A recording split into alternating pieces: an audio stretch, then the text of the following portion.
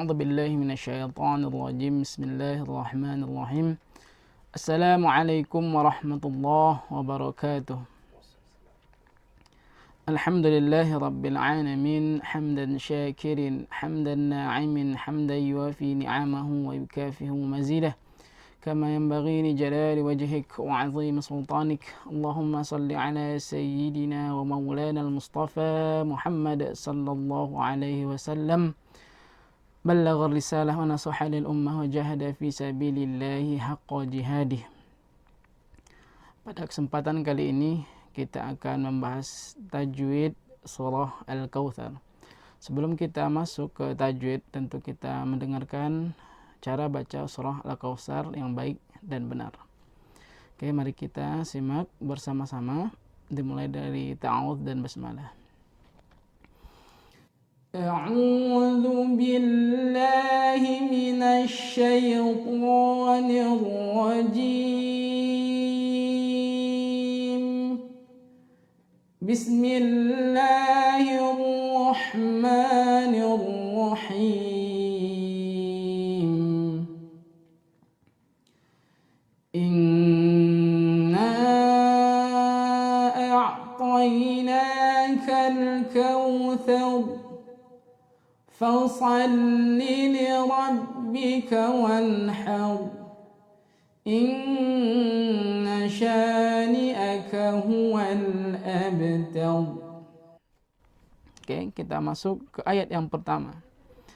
Di situ ada hamzah berharokat kasrah. Inna. Jadi tidak bisa kita baca enna, tidak, tapi inna. Di situ ada nun yang bertasydid, maka hukumnya wajibul ghunna atau wajib didengungkan. Kenapa? Karena di situ ada nun yang bertasydid. Dengungnya kenapa? Karena nun yang bertasydid. Ya, kita tahan kira-kira 2 atau 3 harokat untuk memastikan bahwa di situ ada nun yang bertasydid. Inna. Masuk ke di situ ada mad jaiz munfasil, karena mad asli atau mad tabi'i atau mad bertemu dengan hamzah yang berbentuk alif, maka kita namakan mad jaiz karena di situ ada mad yang bertemu hamzah atau alif di lain kata, di kata yang berbeda. Kita beri panjang 2, 3, 4 atau 5. Ya, 2, 4 atau 5. Mari kita contohkan lagi. Inna.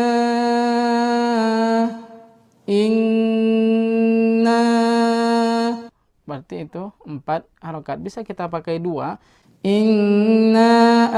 Berarti kita pakai 2. Kalau kita pakai 5 boleh juga.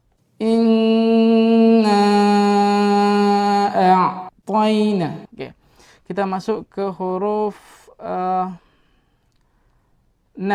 toina. Di situ ada seperti yang sudah kita jelaskan di pertemuan sebelumnya. Itu ada mad asli atau di rasam lain, di situ dibuat dengan mad badal, pengganti dari mad asli.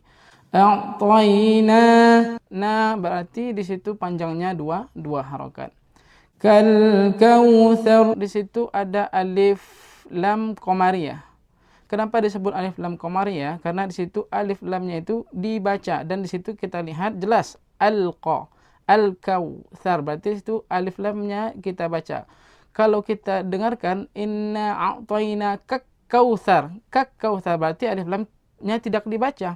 Tapi kalau alif lamnya itu dibaca kal kautsar, berarti di situ alif lam qamariyah. Kita lanjutkan ke huruf terakhir. Thaw. Ya, berarti itu ada ra yang sebelumnya berbaris fathah, maka di situ dikatakan ra tafkhim, maka kita menebalkan huruf ra. Mari kita ulang lagi. Inna a'tainakal kautsar. Ya, tidak kita baca thar atau thar, tapi thaw kita tebalkan, maka di situ disebut dengan ra tafkhim. Masuk ke ayat yang kedua. Fasalli li rabb. Karena di situ ada lam tasydid, maka di situ ada penekanan. Coba kita tekan satu atau dua ketukan. Fasalli li rabb. Berarti di situ ada ra fathah. Maka kita baca tebal juga, bukan li rabb, tapi rabb. Mari kita tebalkan. Fasalli li rabbika wanhar. Di situ ada nun yang bertemu ha, termasuk dari hukum tajwid izhar halqi, ya, izhar halqi.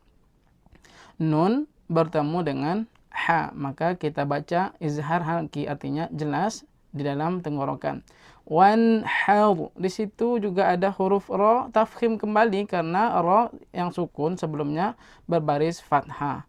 Di situ ada ra yang sukun yang sebelumnya berbaris fathah. Mari kita ulangi.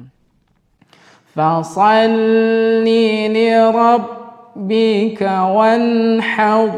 Kita lanjutkan ke ayat yang ketiga. Inna syani'aka huwal abtar. Di situ yang pertama, kembali kepada ayat yang pertama tadi, di situ ada nun yang bertasydid. Berarti hukumnya seperti yang tadi, wajibul gunnah atau gunnah musyaddadah. Nun yang bertasydid maka dibaca dengung, disebabkan pada nun yang bertasydid. Inna syani'aka huwal abtar. Inna syani'aka huwal. Di situ ada lagi alif lam qamariyah. Karena alif lamnya dapat kita lihat dan dapat kita baca dengan jelas. Huwal abtar. Ya, termasuk juga di situ qalqalah. Di situ ada qalqalah sughra. Kenapa? Karena dia di pertengahan ayat atau di pertengahan kata, maka kita nambahkan dengan qalqalah sughra. Namun apabila dia berada di akhir kata, maka kita sebut dengan qalqalah kubra. Ya, berarti perbedaannya sedang atau kecil. Nah, satu lagi qalqalah kubra, yaitu dengan pemantulan yang kuat dari qalqalah sedang atau yang kecil tadi.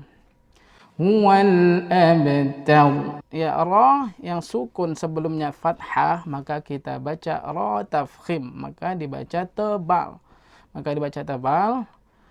Tidak kita baca seperti tadi tar tidak. Taw, kita tebalkan taw. Ya, kita tebalkan taw. Mungkin demikian yang dapat kita sampaikan pada kesempatan kali ini. Mudah-mudahan bermanfaat dan mudah-mudahan kita bisa mempraktikkannya di dalam kehidupan kita sehari-hari. Allahu a'lam bishawab. Assalamualaikum warahmatullahi wabarakatuh.